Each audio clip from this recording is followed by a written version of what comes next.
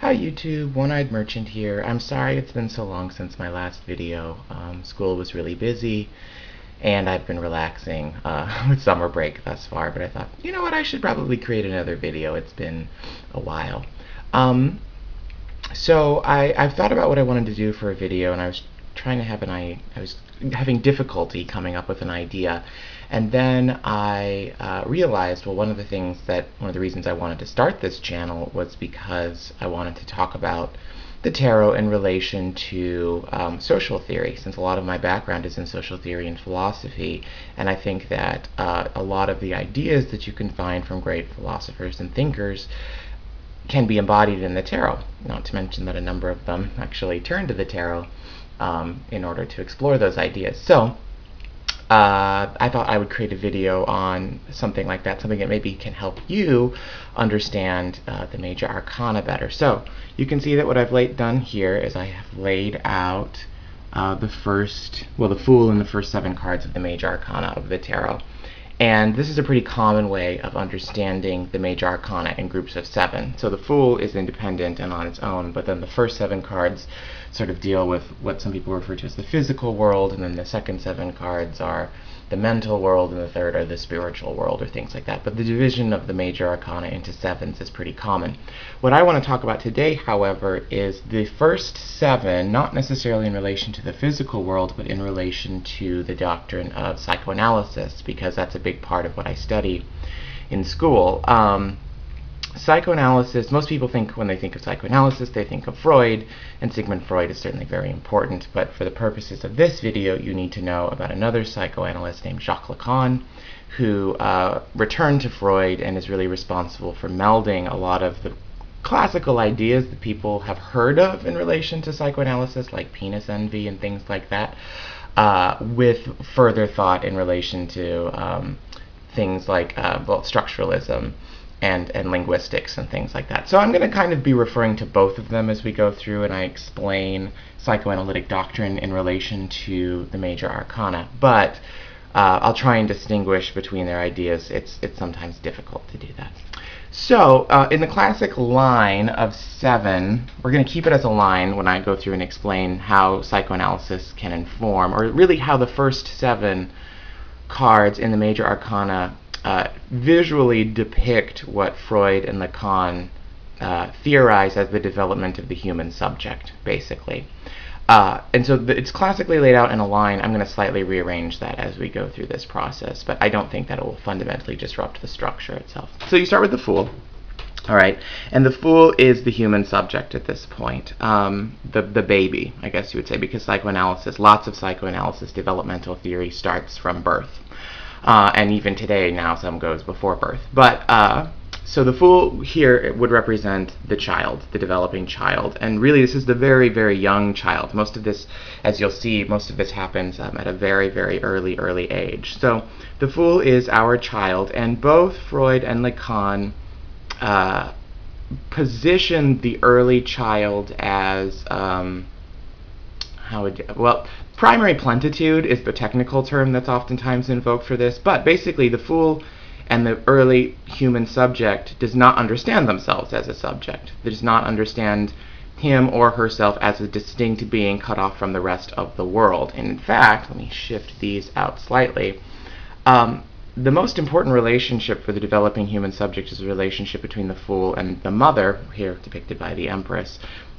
So between I'm getting my terms mixed up, between the child and its mother, because the mother gives birth to the child. And so Freud and Lacan both theorized from the beginning that the child at first does not think of itself as in any way distinct from the rest of the world. That is something, that distinction has to be learned. So the child cries and it gets fed, and the child goes to the bathroom and it gets changed, and it doesn't know that it's not doing that, because this primary bond between the child and the mother is unbroken. The mother provides for the child, but the child doesn't realize that he or she is separate from the mother. So that's why it's called primary plentitude. It's the belief that at one point, you and I thought that we were everything. We were the entire world. We were connected to everything. Everything was us. There was this sort of divine and supreme sense of wholeness. Now, you can't stay here forever as the developing human subject, because if you did, if the fool, meaning the child, were constantly linked to the mother and never escaped this wonderful whole feeling of bliss, that would actually be psychosis. This is why, if you've ever seen Alfred Hitchcock's Psycho, you know that what makes Norman Bates psychotic is his link to his mother. That's the notion that primary plentitude, this relationship, is never broken between the child and the mother, and so the person can't exist in the real world. So what has to happen, according to Freud and Lacan, and it depends on who you talk to, this is where the two of them start to really differ, is the entry of the father into the equation. Now, for Freud, this was the actual father. And that's why a lot of people, when they reject psychoanalysis, because they think it's sexually deterministic, and that's because in a lot of Freud's writing he makes these kinds of claims. Although, if you dig really deep into the details, you can see that he's not as sexist as people claim that he is. But that's for another video. What's most important is the entry of the father into this relationship. Now, in Freud,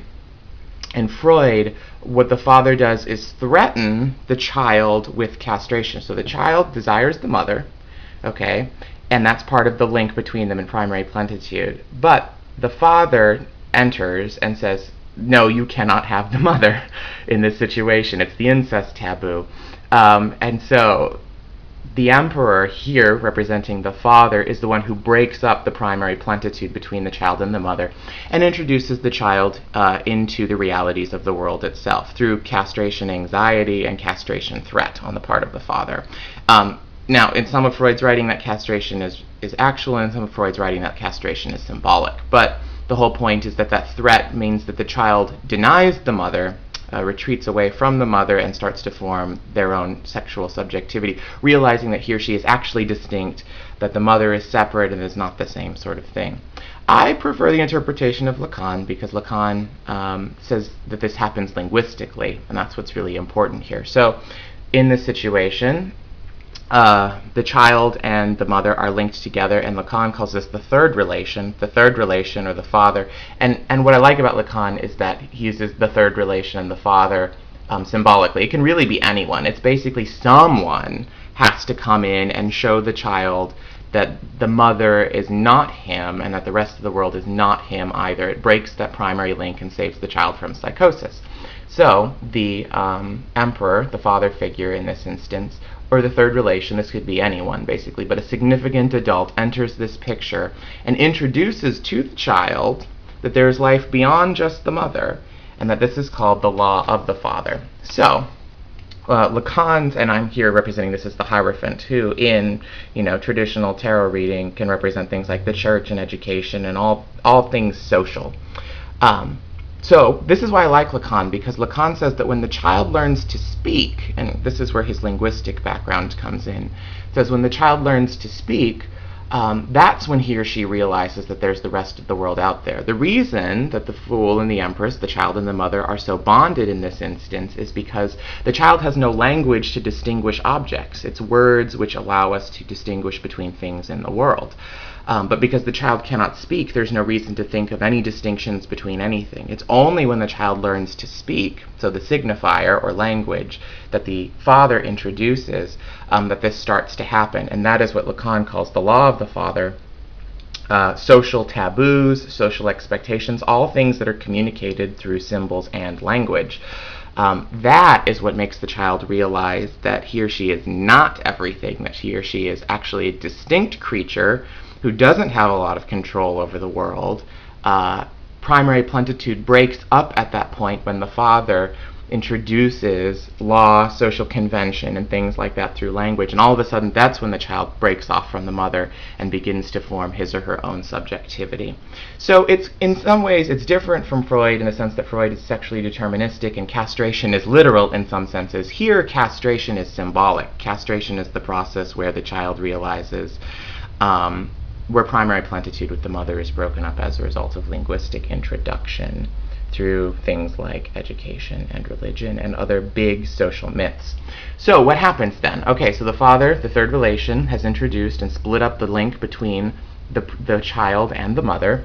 The child realizes that there's a big world out there full of other people and rules that he or she has to follow, or he or she will be punished. That's why it's called the law of the father. So what happens then to the child is the child's mind bifurcates into two pieces, okay? And this is where the conscious and the unconscious comes from.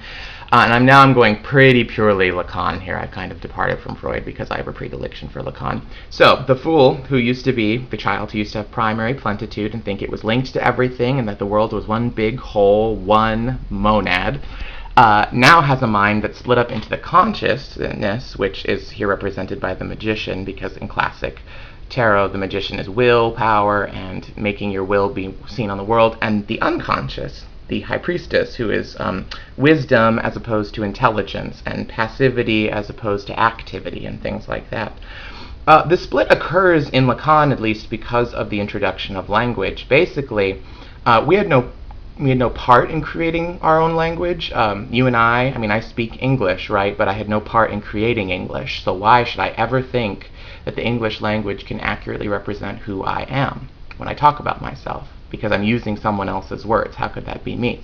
And that's really the distinction here. The magician, or the consciousness of the human being in psychoanalysis, is all of those things about ourselves that we could talk about via language. So if you can, in any way that you can think about yourself, that's consciousness, because you can attach a language piece to it to try and approximate it. Everything which can't be captured in language, which can't really be articulated in whatever language you speak, is the high priestess. So this is the unconscious aspect. And in psychoanalysis, the unconscious is it's structured like a language, according to Lacan, because it is structured in reaction to language. That is the split between consciousness and unconsciousness. What can be represented in language, what can be thought about, and what can't be represented in language, and what can't be thought about. But these are both a part of us for the rest of our lives. And they are both there with us. They are sort of dual processes within the now developing human being. So what happens is then the child learns all sorts of sexual mores and rules and things like that, and enters at least what Freud called dormancy at this point, once the subject is created. So in classic Freud, the Oedipal complex, which I'm sure lots of people have heard of, where the child wants the mother, but the father threatens the child with castration, so the child denies the mother.